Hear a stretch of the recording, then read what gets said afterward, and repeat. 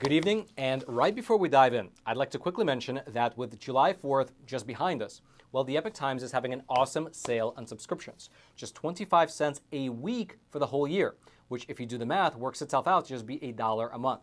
And so if you've been on the fence, if you've been thinking about it, you're not sure whether to subscribe or not, but you keep on going to the Epoch Times website and you're hit with the paywall again and again and it's getting frustrating, well, perhaps take this July 4th sale as an opportunity to subscribe and try it for yourself. The sale, by the way, is going to be ending this weekend.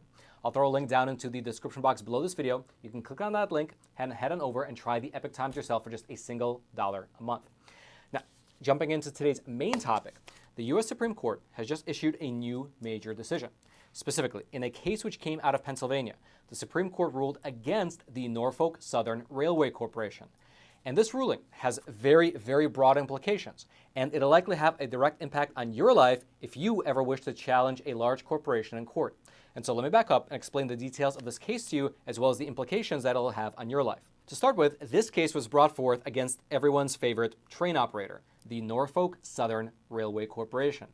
And if you hear that name and you think, that sounds a little bit familiar, well, that might be because it was exactly this train operator which was involved in that toxic chemical spill over in East Palestine, Ohio. However, even before they were trying to clean up the rivers and the air in Ohio, well, it seems like Norfolk Southern might have been using toxic chemicals on the train cars themselves. Here's what happened with one train car mechanic who worked for the company for about 20 full years. Quote, Robert Mallory worked for Norfolk Southern as a freight car mechanic for almost 20 years, first in Ohio, then in Virginia. During his time with the company, he was responsible for spraying boxcar pipes with asbestos and handling chemicals in the railroad's paint shop. He also demolished car interiors that he claimed contained carcinogens. And so, as this summary laid out, Robert worked as a Norfolk Southern train mechanic for nearly 20 years, first in Ohio, then in Virginia, all the while dealing with toxic chemicals such as asbestos. Robert then eventually left the company and, quote, moved to Pennsylvania for a time before returning to Virginia. Along the way, he was diagnosed with cancer, which he blamed the company for. He hired lawyers in Pennsylvania to sue his former employer in Pennsylvania State Court under the Federal Employers Liability Act.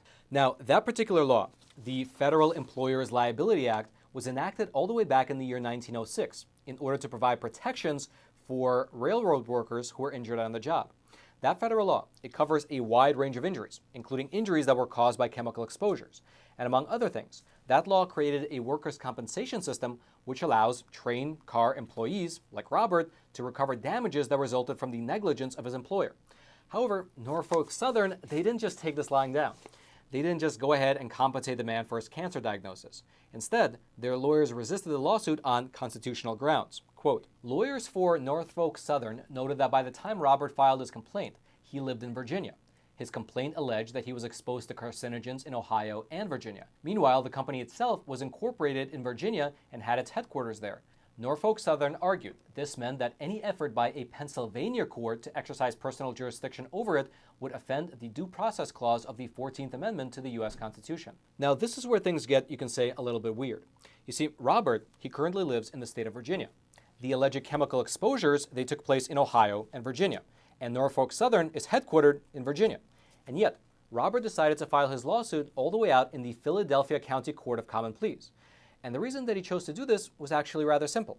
Robert's lawyers were essentially forum shopping. Even though Virginia was the most convenient and obvious place to file the lawsuit, they believed that Robert would get a more favorable jury pool over in the state of Pennsylvania. And the reason that they were able to do it this way, the reason that they were able to file this lawsuit in a state that technically had nothing to do with the case, is because Pennsylvania has a very unique law on the books, something that's not seen in any other state. It's called the Pennsylvania's Title 15, subsection 411. And this law, it requires all companies who register to do business within the state of Pennsylvania to face the people who sue them in Pennsylvania state court. It's a unique law that's, again, not seen anywhere else in the nation. And so, in light of this law, here was Robert's legal argument. Quote, Norfolk Southern manages more than 2,000 miles of track, operates 11 rail yards, and runs 3 locomotive repair shops in Pennsylvania, and that the company, meaning Norfolk Southern, registered to do business in Pennsylvania in light of its regular, systemic, and extensive operations there. This is important because Pennsylvania requires out-of-state companies that register to do business in the state to agree to appear in its courts on any cause of action against them. This meant that the company had consented to be sued in Pennsylvania on claims just like this one. Essentially, his argument here was that by registering to do business in Pennsylvania, the train company consented themselves to be sued within the state because the state of Pennsylvania has a statute on the books. Now, eventually, after 6 full years of legal back and forth, the case finally wound up in front of the U.S. Supreme Court, who, in a fractured 5-4 decision, ruled against the train company. Specifically, Justices Clarence Thomas, Sam Alito, Sonia Sotomayor, Ketanji Brown Jackson, and Neil Gorsuch ruled in favor of Robert, the train conductor. Here is part of what the majority opinion of the court said. And just for your reference, this majority opinion was written by Neil Gorsuch. Quote, "When Mr. Mallory brought his claim in 2017, Norfolk Southern had registered to do business in Pennsylvania for many years. It had established an office for receiving service of process. It had done so pursuant to a statute that gave the company the right to do business in state in return for agreeing to answer any suit against them. And the company had taken full advantage of its opportunity to do business in the Commonwealth. Not every case poses a new question. This case poses a very old question indeed, one this court resolved more than a century ago in another case called Pennsylvania Fire Insurance versus Gold Issue Mining Company. Because that decision remains the law, the judgment of the Supreme Court of Pennsylvania is vacated and the case is remanded." However, the story gets a lot deeper, which we'll get into right after I introduce the sponsor of today's episode by showing you this little piece of money. Or rather, I should say that this is fake money being printed into oblivion by those geniuses over in Washington, D.C. And so before they completely obliterate your life savings, what I recommend you do is to convert that fake money into real money, which is physical gold and silver. And the best company to use is the sponsor of today's episode, American Hartford Gold, who also happens to be my own personal gold and silver bullion dealer. Now, American Hartford Gold is one of the best companies in the game. Besides myself, they have thousands of other 5-star ratings across the country. They have an A+ rating with the Better Business Bureau. They ship quickly, directly to your doorstep. Their product listings are awesome. They're stacked with great options of gold and silver bullion and coins. And best of all, they have amazing customer service. When you pick up the phone and call them, you feel good because not only do they have friendly staff, but they're a patriotic company that actually sponsors a program like ours, so you feel good knowing you support a company that supports the truth getting out into the wider American audience. And so calling them up is a no-brainer.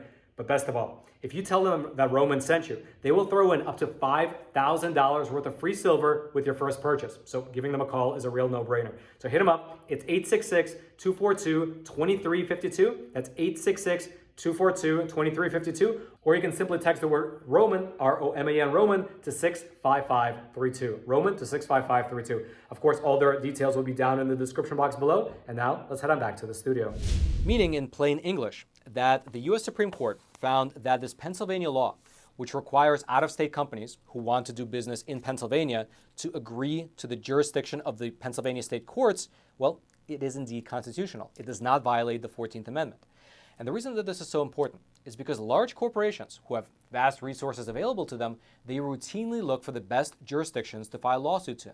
Meaning, if a large company needs to get involved in some sort of a litigation, their legal teams are always looking for the most favorable locations, the states with the most favorable laws, the counties with the most sympathetic jury pool, and other factors. However, with this ruling from the U.S. Supreme Court, well, it now opens the door for other states to pass similar laws to the one that's already in the books in Pennsylvania. And if that happens, it means that the common person, like you and me, can also forum shop.